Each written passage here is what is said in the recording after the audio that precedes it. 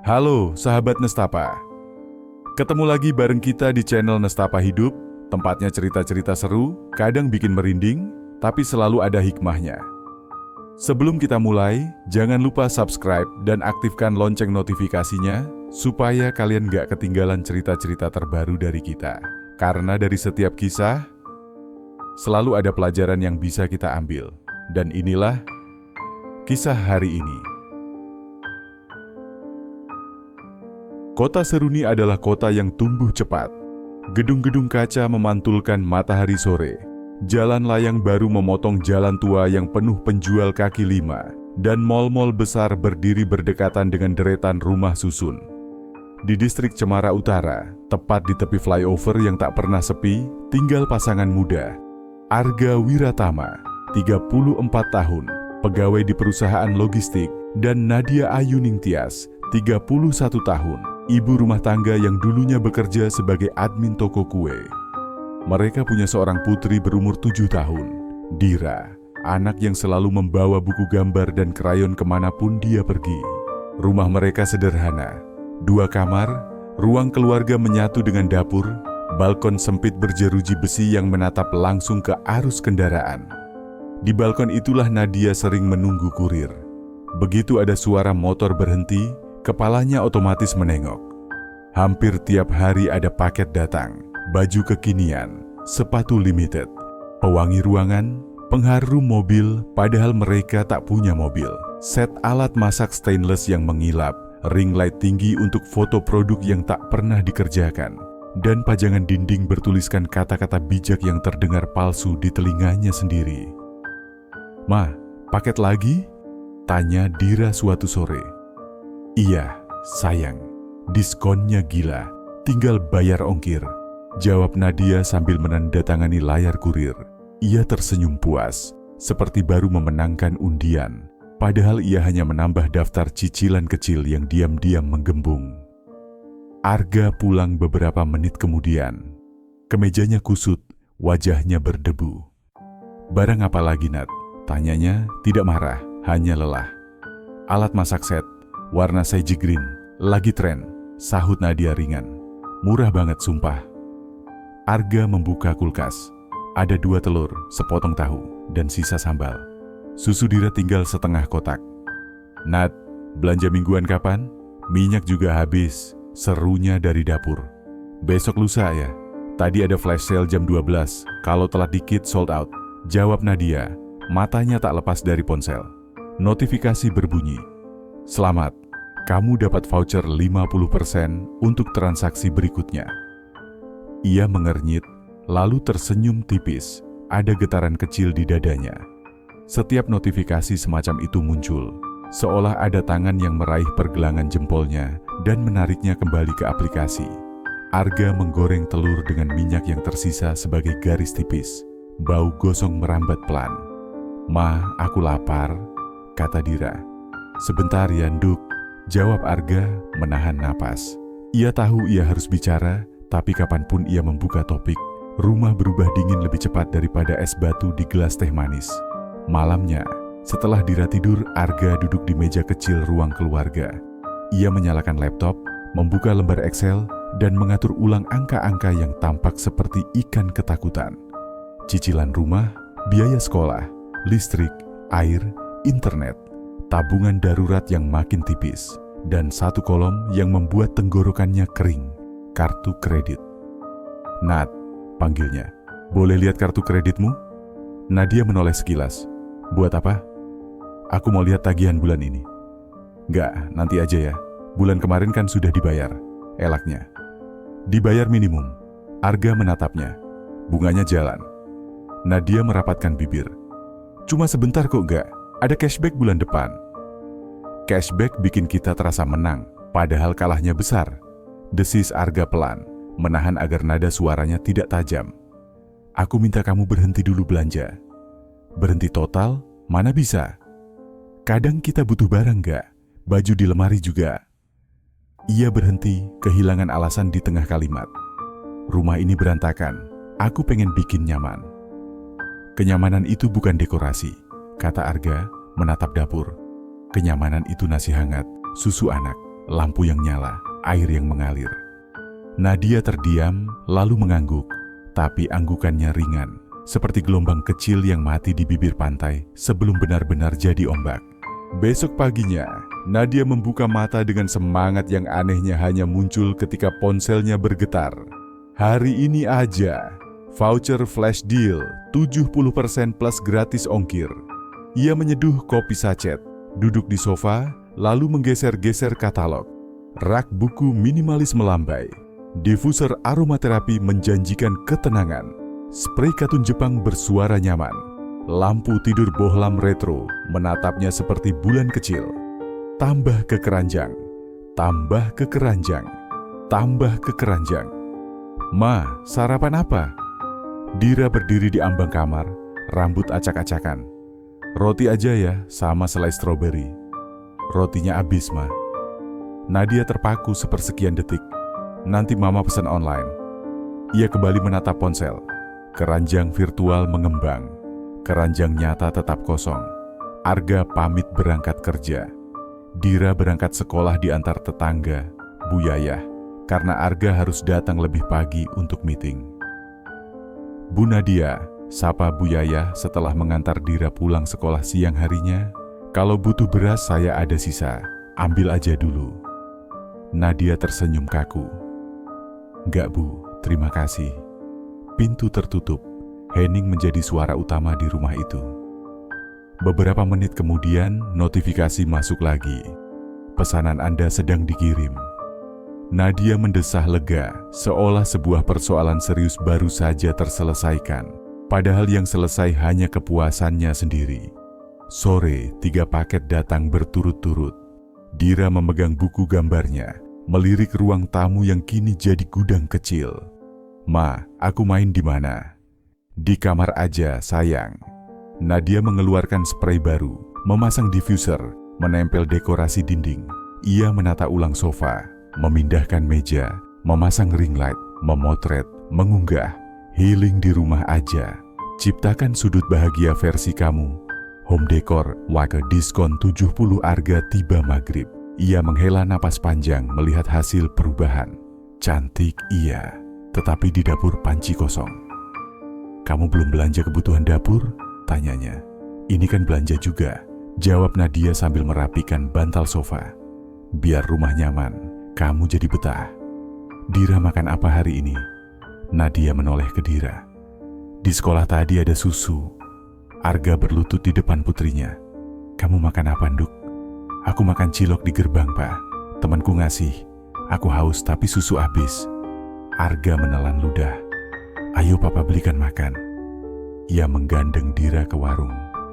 Saat menutup pintu, ia menatap Nadia dengan tatapan yang tidak meninggikan suara, tapi rasanya lebih keras dari teriakan. 2 hari kemudian surat tagihan kartu kredit tiba. Tebal, dingin, tanpa perasaan.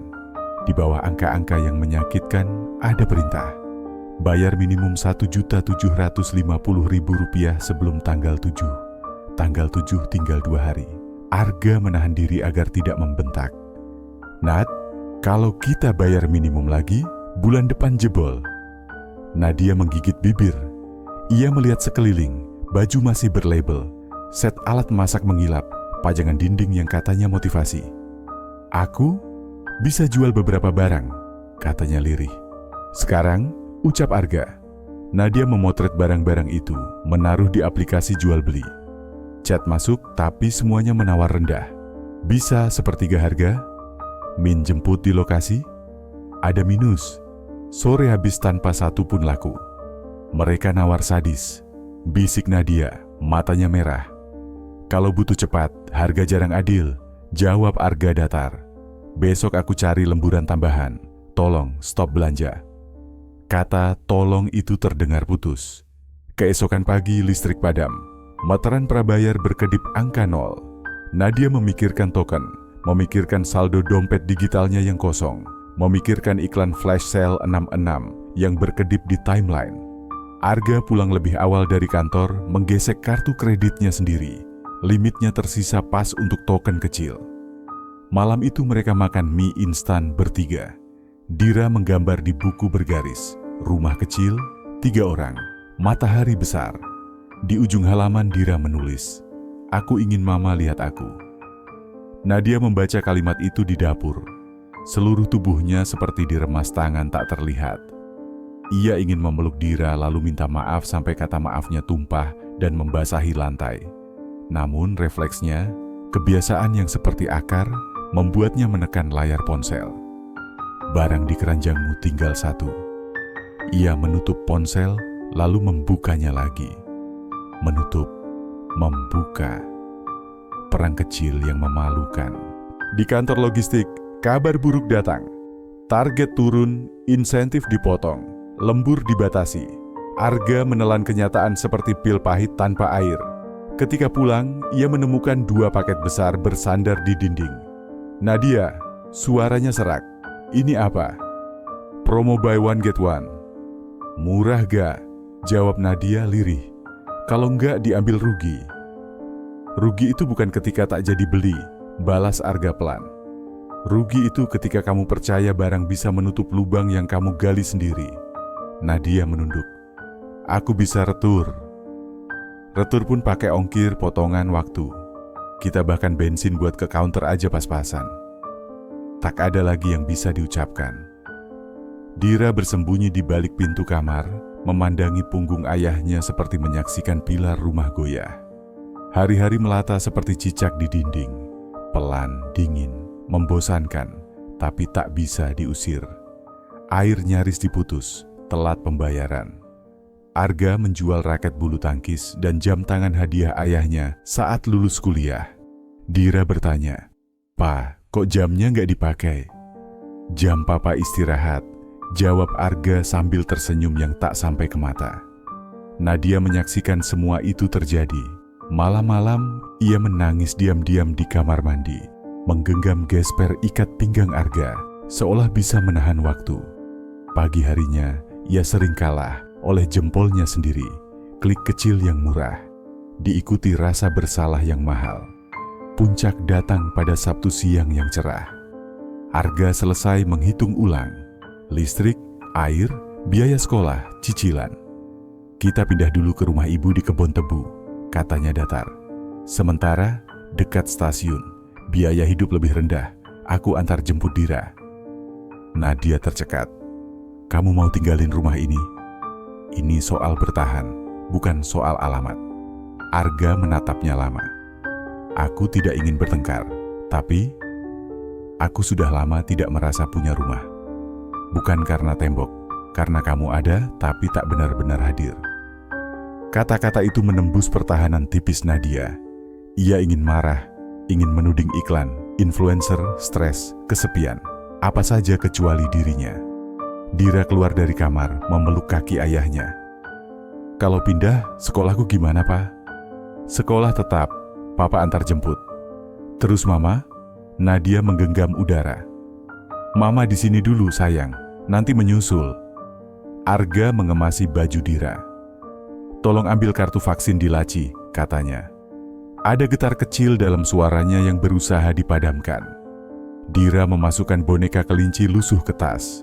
Di wajahnya ada kebingungan yang lebih tua dari umurnya.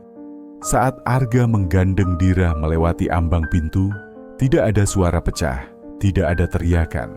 Hanya desis angin dari flyover. Pintu tertutup. Nadia berdiri di tengah ruang tamu. Spray rapi, bantal sofa simetris, diffuser kehabisan minyak, figura motivasi bertuliskan "Home is where the heart is." Entah kenapa, kalimat itu terdengar seperti ejekan. Seminggu kemudian rumah itu sunyi seperti kantor pada hari libur. Nadia bangun tanpa suara "Ma" dari kamar sebelah. Ia membuat mie instan untuk dirinya sendiri. Ia menatap ponsel yang terus memuntahkan iklan. Satu persatu, ia unggah barang-barang ke aplikasi Preloved dengan harga sangat rendah. Ring light, ambil aja. Alat masak mewah, nego tipis. Spray baru ganti sekali.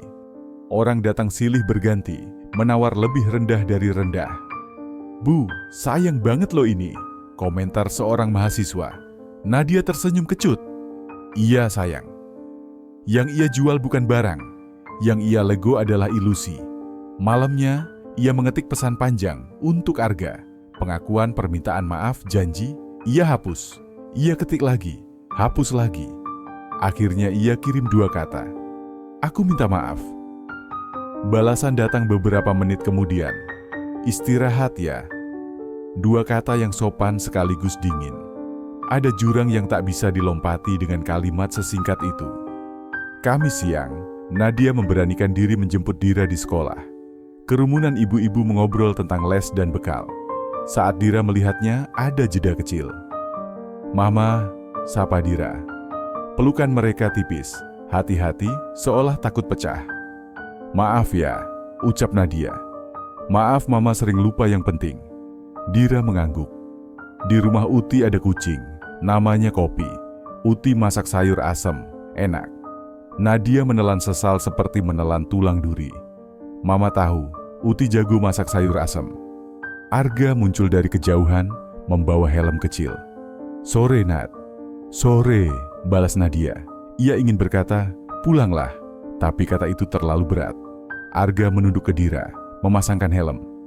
Minggu depan kontrol gigi, katanya datar. Baik, jawab Nadia. Mereka berjalan sampai parkiran. Dira melambaikan tangan. Dadah, Ma.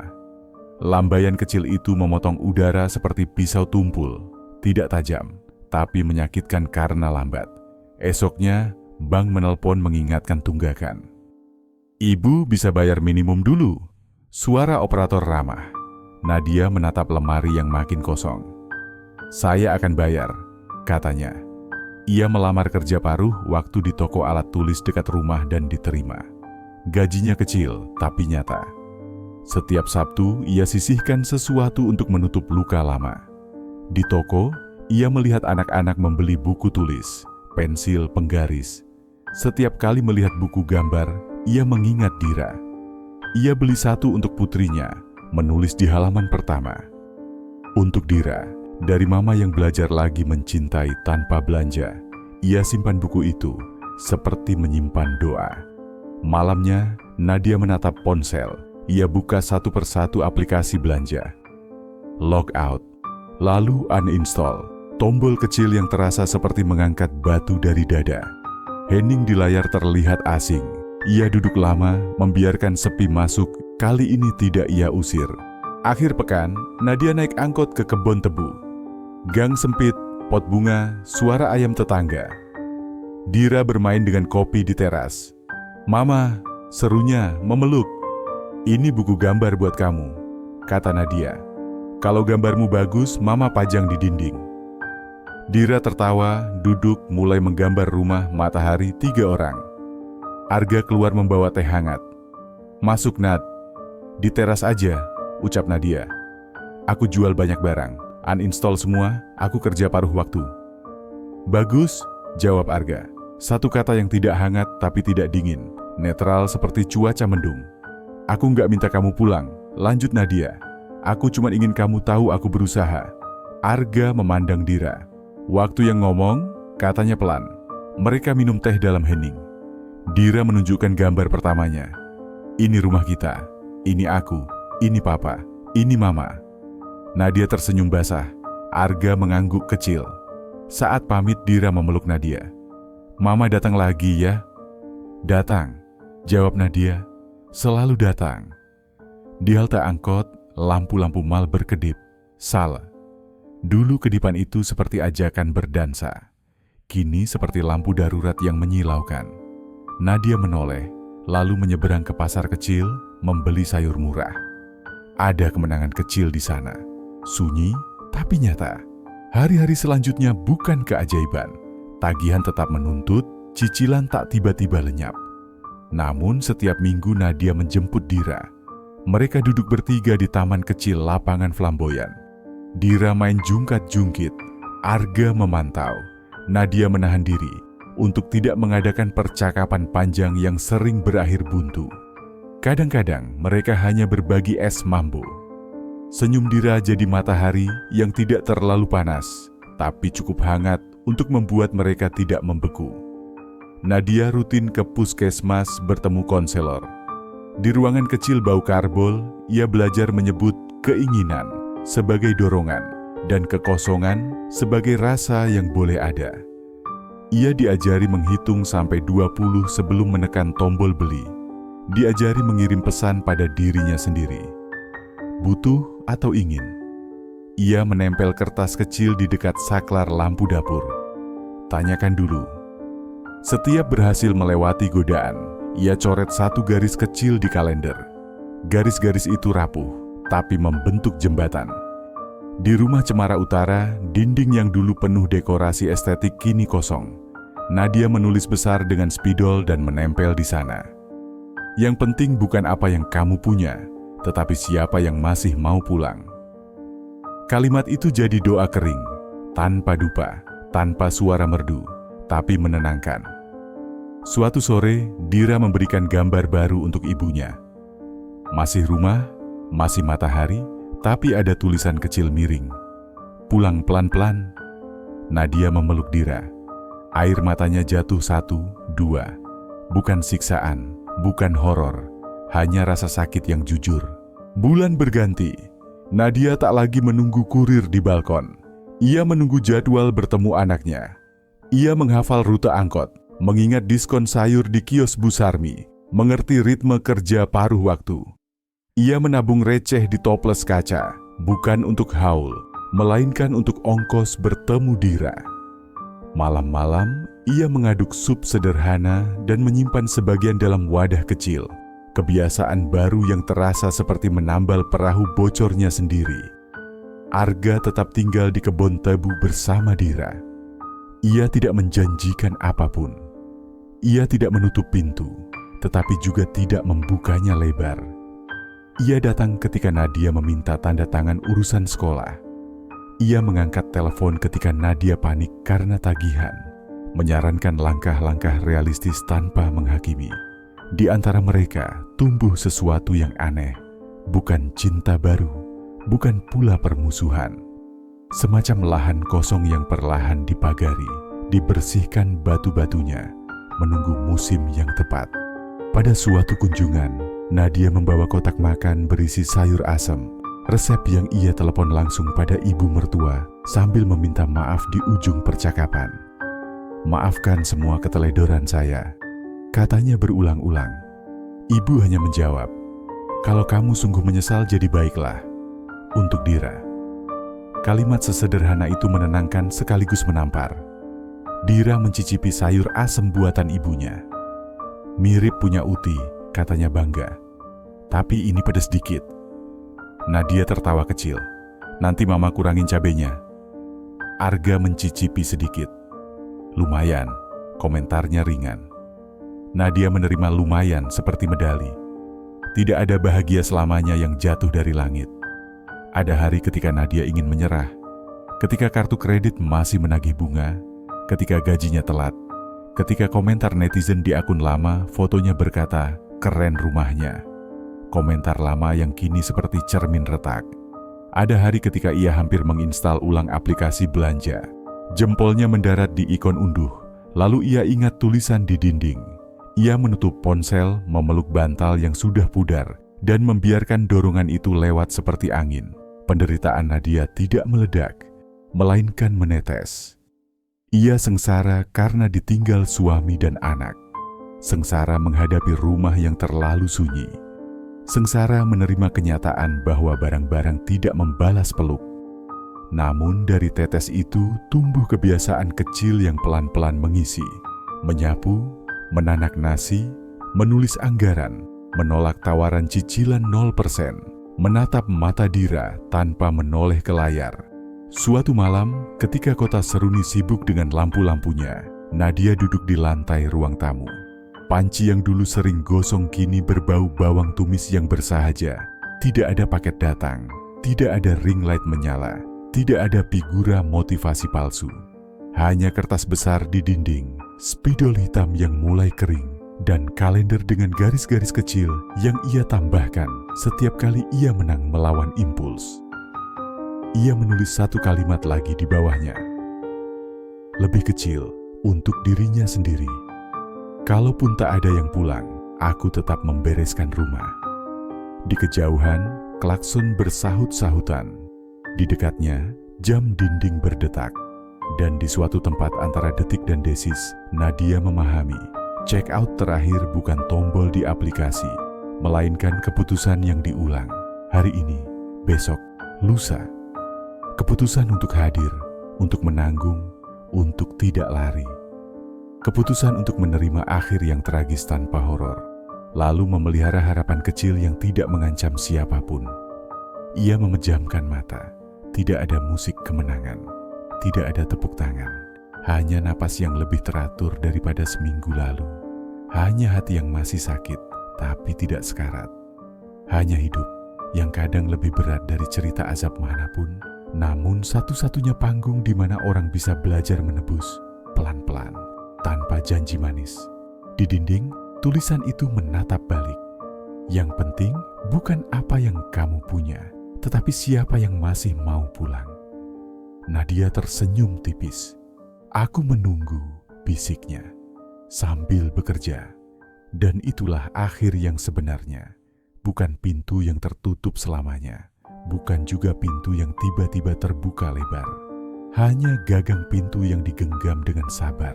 Sementara seseorang di dalam rumah belajar berdiri tegak. Sendiri, sengsara, tapi tidak lagi berbohong pada dirinya sendiri. Itu dia cerita kali ini. Semoga ada pelajaran berharga yang bisa kita ambil bersama dan menjadi pengingat untuk kita semua agar lebih bijak dalam melangkah. Kalau kamu suka cerita seperti ini, jangan lupa tinggalkan komentar, bagikan ke teman-teman, dan dukung terus dengan subscribe supaya nggak ketinggalan kisah menarik lainnya. Sampai jumpa di cerita berikutnya. Jaga hati, jaga langkah, dan selalu ambil hikmahnya.